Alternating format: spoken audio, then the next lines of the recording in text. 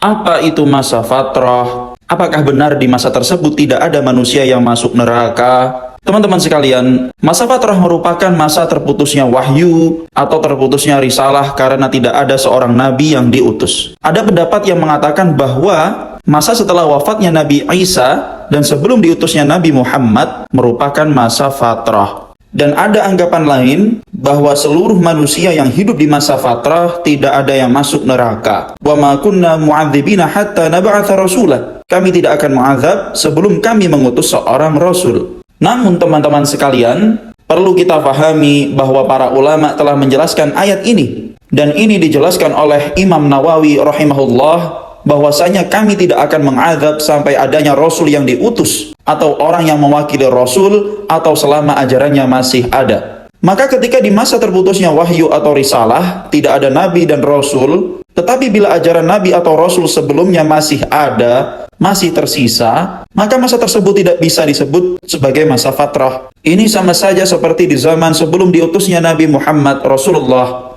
Meskipun saat itu belum ada nabi yang diutus, tetapi ajaran tentang tauhid yang diajarkan oleh Nabi Ibrahim dan Nabi Ismail alaihissalam di kota Makkah masih tersisa. Dan bahkan ajaran Nabi Isa pun masih ada. Pusatnya di Syam, tidak jauh dari Makkah. Sangat mungkin untuk diikuti. Maka dengan begitu, zaman sebelum diutusnya Nabi Muhammad tadi itu tentu bukan bagian dari masa fatrah. Contoh lainnya, ya zaman sekarang. Memang Nabi dan Rasul tidak lagi diutus, namun ajarannya masih ada. Maka tentu zaman sekarang ini juga bukan bagian dari masa fatrah. Maka manusia-manusia yang melakukan kesyirikan, menyembah berhala, menyekutukan Allah di zaman sebelum Nabi Muhammad diutus, dan di zaman sekarang tentunya, tetap akan mendapat dosa, dihukum, dan tetap akan dimasukkan ke dalam neraka.